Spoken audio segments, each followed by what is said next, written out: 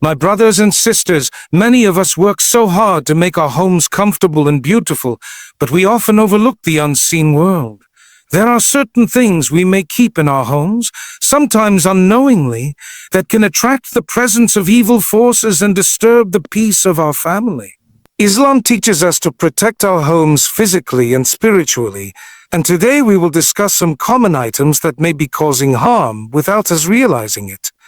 Once you know them, you can take steps to remove them and restore tranquility in your household, inshallah. Islam. The presence of idols, statues, or images of living beings within the home is something that should be avoided, as it can have both spiritual and psychological effects on the people living there. The Prophet Muhammad literally warned that angels of mercy do not enter a house where there are images of living beings, and this absence of blessings can leave a home vulnerable to negative forces.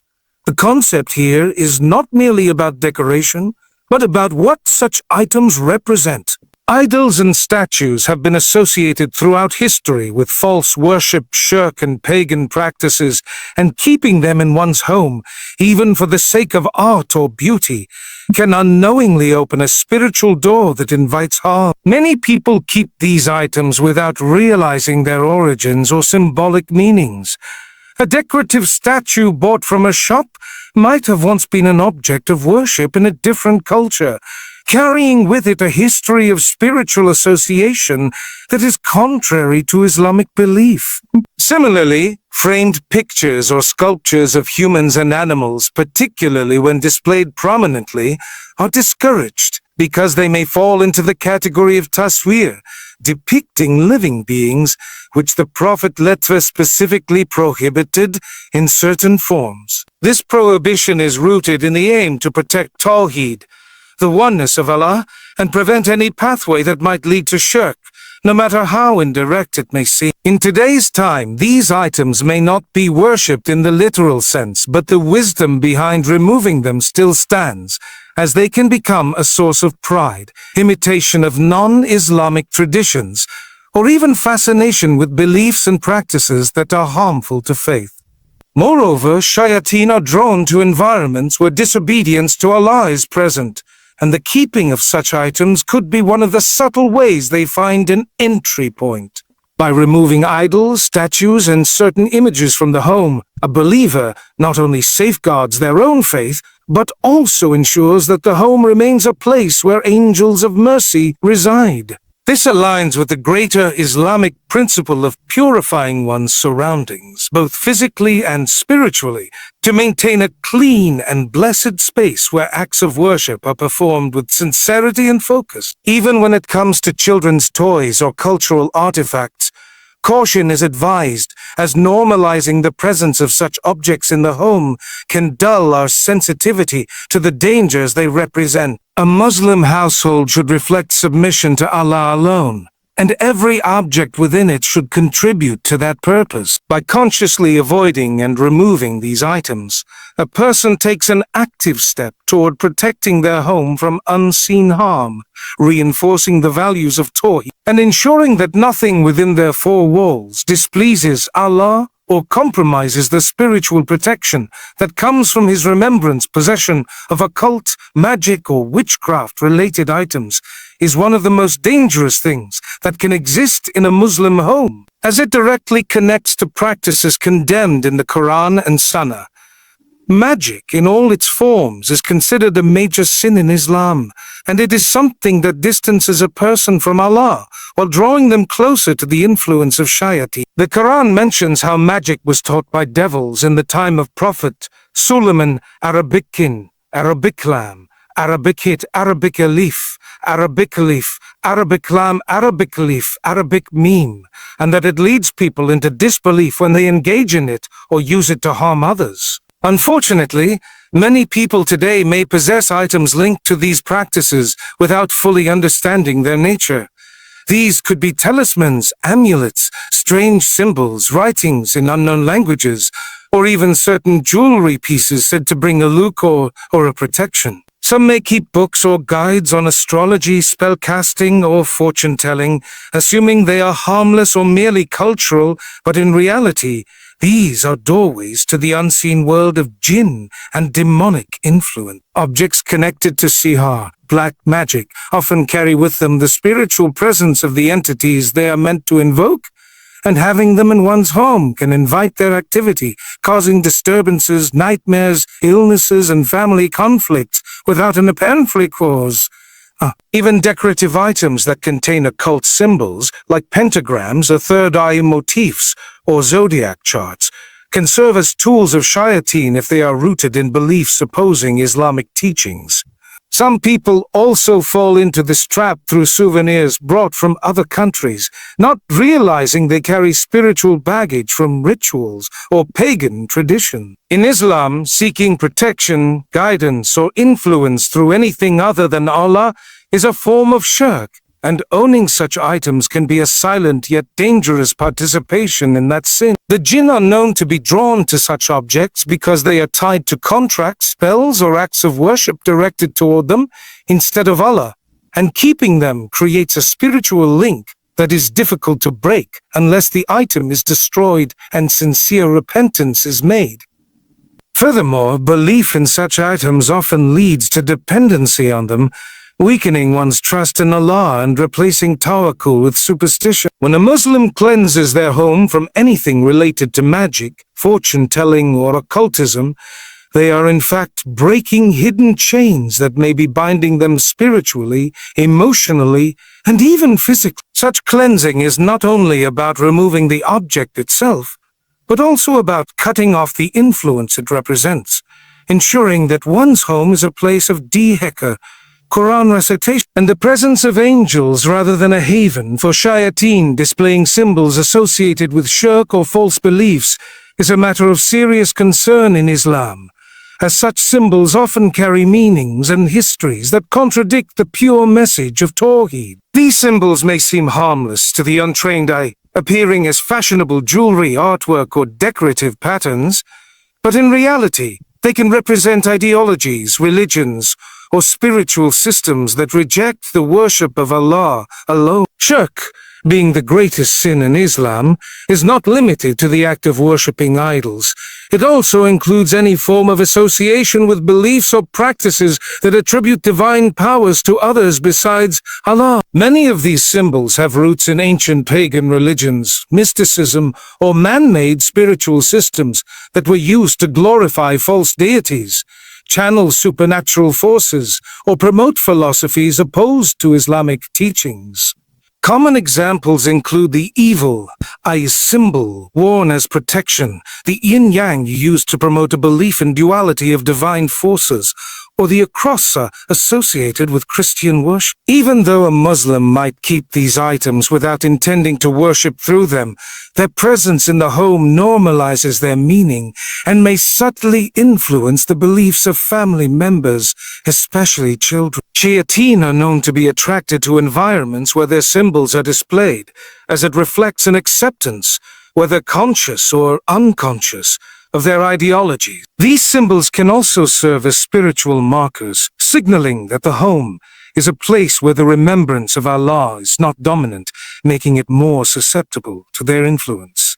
Furthermore, keeping such items can cause a person to unknowingly imitate the religious practices or customs of other faiths, which the Prophet Muhammad warned against. In some cases, these symbols are embedded in clothing designs, carpets, wall art, or jewelry, and people may purchase them purely for their aesthetic appeal, unaware of the deeper meaning behind them. The danger lies in the fact that symbols are powerful conveyors of ideas, and over time they can shape thoughts, attitudes, and even behaviors in subtle ways. In Islamic history, the companions of the Prophet were extremely careful to remove any trace of symbols or objects linked to shirk, understanding that the preservation of Tawheed requires vigilance not only in belief but also in environment.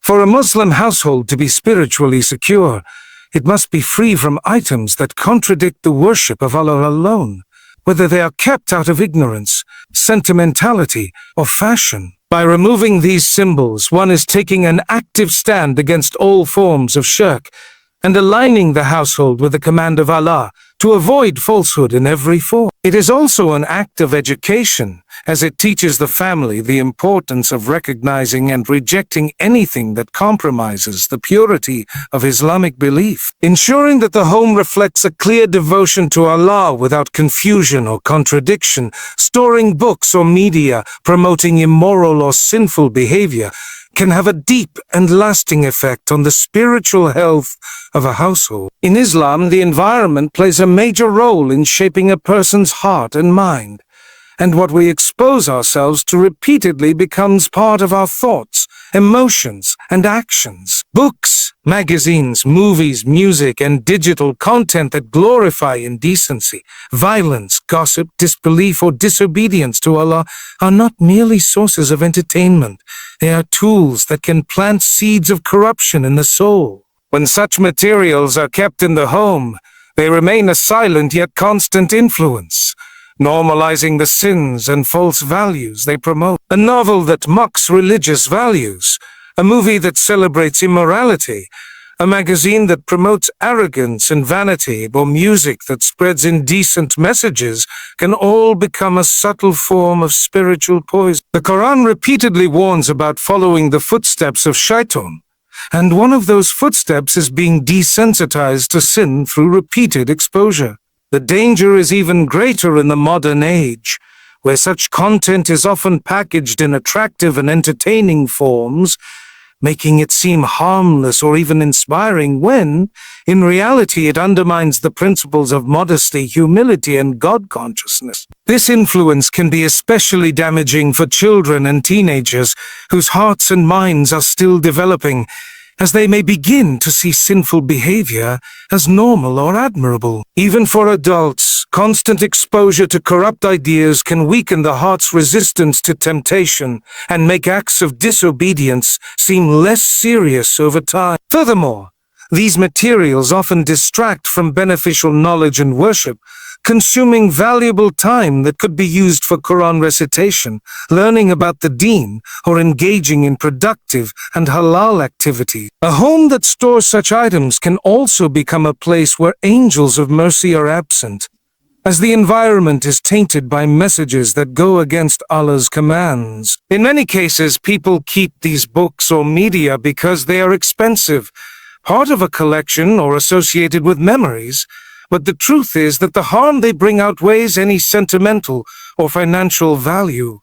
Islam encourages believers to surround themselves with reminders of Allah, beneficial knowledge, and positive influences that bring them closer to Jannah, and this principle applies to the media we consume and store. Removing materials that promote sin is not just about avoiding harm. It is about actively creating an environment where faith can grow, hearts can find peace, and family members are encouraged to live in a way that pleases Allah. By consciously replacing harmful media with beneficial alternatives, a household can become a source of light and guidance rather than a space that invites spiritual darkness. Playing music or entertainment that glorifies haram actions is a serious issue that many people take lightly. Yet it has a deep effect on the heart, the mind, and the spiritual state of the entire household. In Islam, what we listen to and what we watch is not just a matter of personal taste. It is a matter of what we allow to enter our hearts through our senses. The tongue and the ears are gateways to the soul, and whatever passes through them influences our thoughts, emotions, and behaviors. When music or other forms of entertainment promote disobedience to Allah, normalize sin, or glorify lifestyles built on immorality, it becomes a tool of shaitan to distract believers from remembrance of Allah and to entice them towards what He has forbidden. The Quran mentions that among the tactics of shaitan is to mislead people through idle talk, and scholars have explained that this can include songs and entertainment that encourage sinful behavior or distract from worship. Many modern songs and shows openly promote themes of fornication, drinking alcohol, drugs, arrogance, rebellion against parents, and mockery of religion, often wrapping these messages in catchy tunes, engaging rhythms, or captivating storylines that make them more appealing and memorable. The danger lies in the fact that repeated exposure to these messages slowly reshapes one's perception of right and wrong. What is initially shocking or clearly haram can begin to seem normal, acceptable, or even desirable after hearing or watching it many times. This effect is not limited to music with explicit lyrics. Even instrumental or so-called innocent entertainment can become problematic if it promotes a lifestyle that contradicts Islamic values or wastes excessive amounts of time that could be spent on beneficial activities. Shows and films that glorify relationships outside of marriage, materialism, greed, or revenge may not use foul language, but they still carry messages that conflict with the teachings of the Quran and Sunnah. The Prophet Muhammad warned that there will come a time when people will take haram things lightly, including musical instruments, and we see today that this warning has become a reality in many Muslim homes. The constant presence of such entertainment in a house creates an atmosphere where the remembrance of Allah is drowned out by the sounds of sin and heedlessness. Angels of mercy are driven away, while shayateen are attracted to places where Allah's commands are ignored and His boundaries are crossed.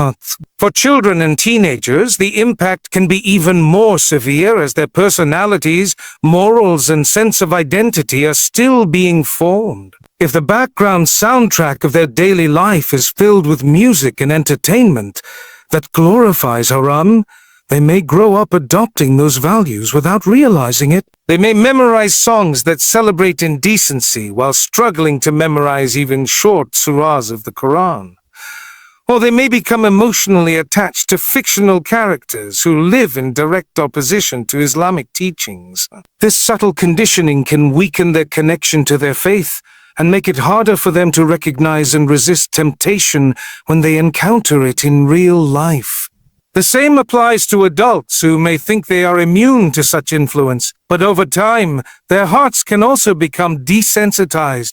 Their focus in prayer can be affected, and their priorities can shift away from what truly matters. Another danger of such entertainment is that it can become an addiction, consuming hours of a person's day and leaving little time for worship, family bonding, or self-improvement. Music and media are often designed to be addictive, using psychological triggers that make people want to keep listening or watching for longer periods. This constant stimulation leaves the heart restless, unable to find peace in silence, Quran recitation, or quiet reflection. The more the heart becomes accustomed to finding pleasure in these haram forms of entertainment, the less it will find sweetness in acts of worship. Over time, the heart can harden, making repentance and a return to Allah more difficult. Some people justify keeping such entertainment in their homes by saying they do not pay attention to the lyrics, or that they only watch it for fun. But the reality is that everything we consume affects us on some level. Even if the mind is not consciously analyzing the words or the plot, the subconscious absorbs them, and they leave impressions on the heart. Islam teaches that a believer should be mindful of every influence they allow into their life, guarding their senses from what displeases Allah. Removing or reducing music and entertainment that glorifies haram actions is not about depriving oneself of enjoyment. It is about replacing harmful influences with those that nourish the soul and strengthen faith. There are many halal alternatives that can bring joy and relaxation without compromising Islamic values, such as nasheeds without instruments, beneficial lectures, educational programs, and wholesome storytelling that inspires goodness. When a household chooses to cut off sources of haram entertainment, it is taking a stand against the cultural trends that normalize sin and distract from the remembrance of Allah. This change can transform the spiritual atmosphere of the home, making it a place where the Quran is recited, dua is made, and conversations are filled with beneficial reminders rather than harmful lyrics or storylines. The blessings that come from such an environment are not only felt in the peace of the heart, but also in the protection of the home from shayateen. It also sets a powerful example for children, showing them that entertainment does not have to come at the cost of one's deen, and that guarding the heart is a priority for a Muslim. Over time, this shift can lead to greater unity within the family, a stronger connection to Allah, and a deeper sense of purpose in life. By being selective about what sounds and messages fill the walls of the home, a believer is actively shaping an environment that supports their journey to Jannah, rather than pulling them towards heedlessness and sin. Neglecting Quran recitation and remembrance in the home is one of the most common, but also one of the most damaging oversights a Muslim family can make, as it leaves the house spiritually unprotected and deprived of the blessings that come with the constant mention of Allah. The Quran is not just a book of guidance to be read occasionally. It is the living word of Allah, a source of light, healing, and protection from harm. When the Quran is recited in a home, it fills the atmosphere with tranquility, drives away shayateen, and invites the angels of mercy to enter. Conversely, when the Quran is absent from a home, it becomes more susceptible to the influence of negative forces, arguments, restlessness, and a general lack of barakah in daily life. Neglecting the remembrance of Allah, whether through dhikr, dua, or salat, allows spiritual emptiness to grow, which shayateen exploit to plant seeds of disobedience, despair, and heedlessness. The home is meant to be a sanctuary where a Muslim finds peace, resets their heart, and connects with Allah away from the chaos of the outside world. But without regular recitation of the Quran, that sanctuary loses its protective shield. The Prophet Muhammad taught that shayateen flee from the house in which Surah Al-Baqarah is recited. A powerful reminder that the words of Allah are not just guidance for the mind, but also a fortress for the soul. Many families fall into the habit of thinking that listening to the Quran occasionally or playing it in the background is enough. But the real power comes when the members of the household engage with it actively, reading it aloud, understanding its meanings, and applying it in daily life. This effort not only protects the home, but also strengthens the faith of everyone living in it. Neglecting dhikr is equally harmful, as remembrance of Allah keeps the heart alive and aware of His constant presence. Without it, the heart becomes distracted by worldly matters, anxieties, and temptations. Regular dhikr, such as saying Subhanallah, Alhamdulillah, Allahu Akbar, La ilaha, and making istighfar, creates an environment in which shayateen cannot comfortably stay. On the other hand, a silent home, devoid of Quran and dhikr, becomes a place where shayateen can settle, influencing the thoughts, moods, and interactions of its residents. This often manifests in unnecessary arguments, lack of motivation for worship, feelings of heaviness in the heart, or a sense of emptiness despite having material comfort. The neglect of Quran recitation in the home also has a generational impact. Children who grow up in an environment where the Quran is rarely read may see it as something distant, reserved only for Ramadan or special occasions. They may memorize a few short surahs for prayer, but without seeing the Quran as a daily companion, they miss the opportunity to form a personal bond with it. This weakens their spiritual foundation, making them more vulnerable to doubts, peer pressure, and unhealthy influences as they grow older. On the other hand, a child who hears the Quran regularly at home learns from an early age that it is a source of comfort, guidance, and protection. The same applies to dhikr. Children learn by observing their parents, and if they see their elders remembering Allah in daily life, it becomes second nature for them as well. In many homes, the neglect comes not from deliberate avoidance, but from being too busy, tired, or distracted by worldly matters. Work, school, chores, and entertainment often take priority, and days pass without anyone opening the Quran or sitting together for a moment of remembrance. This slow drift away from the Quran weakens the family's spiritual connection, making it harder to return to consistent recitation. It also allows shayateen to slowly fill the vacuum left by the absence of Allah's words. Over time, the household may notice an increase in stress, misunderstandings, lack of contentment, or even unexplained difficulties. all of which can be eased or prevented by restoring the Quran and dhikr to their rightful place in the daily routine. The power of reciting Quran and making dhikr is not limited to personal benefit. It transforms the entire atmosphere of the home.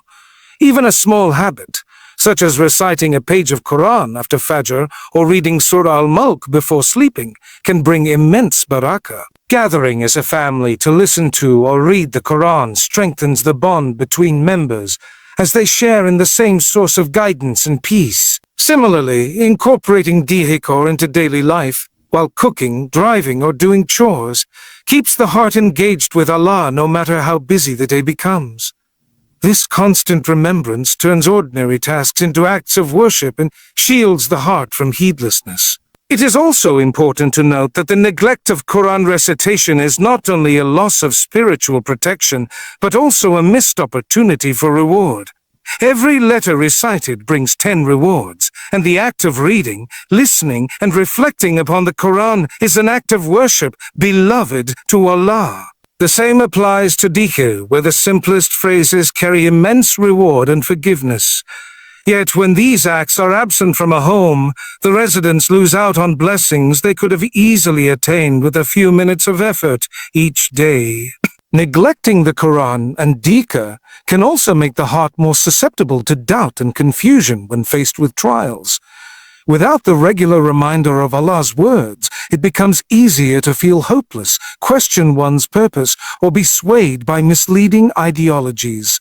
The Quran provides clarity, perspective, and reassurance during difficulties, while dhikr softens the heart and keeps it anchored in faith. A home that keeps these practices alive is far more resilient in the face of challenges, as its members are spiritually fortified and united in their trust in Allah.